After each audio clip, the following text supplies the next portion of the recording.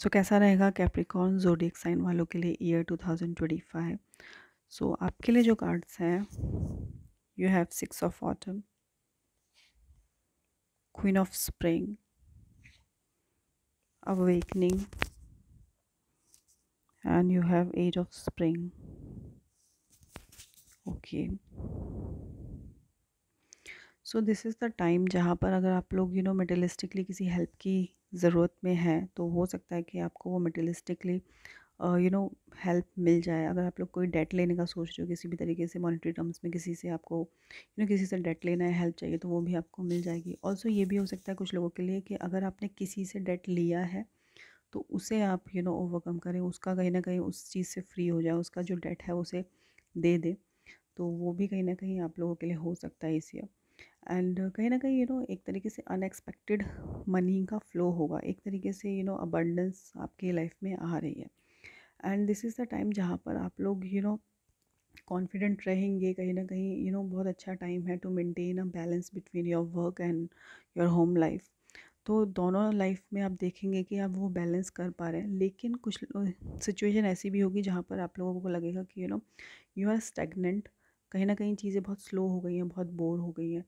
तो सेम ही पैटर्न चलता रहेगा जिसमें कि आपको लगेगा कि you are getting very bored. तो एक चीज़ से मतलब कभी कभी होता है ना कि आप लोग वर्क कर रहे हो लेकिन उसमें आप लोगों को उतना सक्सेस नहीं मिल रहा है, उतना अप्रिशिएशन नहीं मिल रहा है, तो आप कहीं ना कहीं उस चीज़ से बोर हो जाते हैं।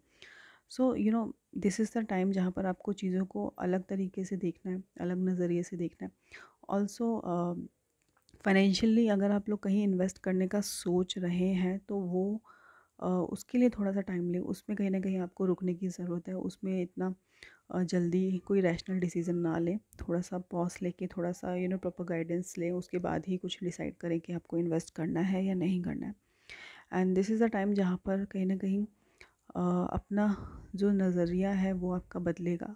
एंड ऑल्सो अगर आप लोग ट्राई कर रहे हो, काफ़ी टाइम से आपको लग रहा है कि आप लोग ना बहुत सेक्रीफाइसिंग फेस में चल रहे हो, कि आप ही सेक्रीफाइस कर रहे हो। आपको अननेसेसरी दिस ईयर सेक्रीफाइस करने की ज़रूरत नहीं है, जितना सेक्रीफाइस करना था आपने कर लिया है।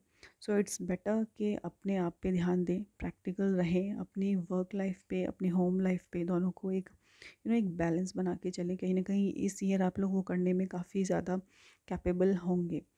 एंड आप लोगों के लिए थोड़ी सी स्ट्रेसफुल सिचुएशन हो सकती है due to multiple tasking.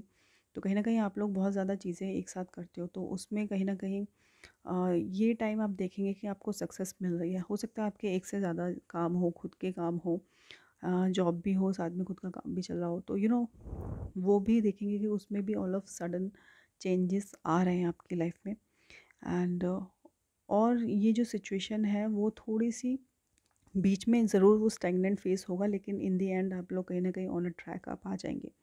And और देख लेते हैं कि कैप्रिकॉर्न ज़ोडिएक साइन वालों के लिए कैसा रहेगा 2025। So you have queen of autumn. So again you have to be practical and respect करें, जो भी चीज़ें आपको मिली है वो ग्रैटिट्यूड शो करें। एंड कहीं ना कहीं जो सक्सेस है ना वो आपके लिए आपको मिलने वाली है। जस्ट आपको जो आप कंटिन्यूस एफर्ट्स कर रहे हैं ना उसको कंटिन्यू रखें एंड एक बैलेंस बना के रखें। अगर आपको किसी की हेल्प की ज़रूरत है, जो कि लगता है कि आपका कोई ड्रीम प्रोजेक्ट है या कोई ड्रीम वर्क है जिसे आप पूरा करना चाहते हैं, वो कहीं ना कहीं आपको ज़रूर आपका पूरा होगा।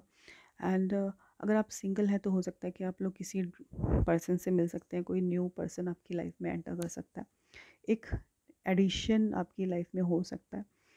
And this is the time जहाँ पर कहीं ना कहीं चीज़ें बहुत ज़्यादा ब्यूटीफुली वर्क करेंगी आपके लिए। So just utilize this energy.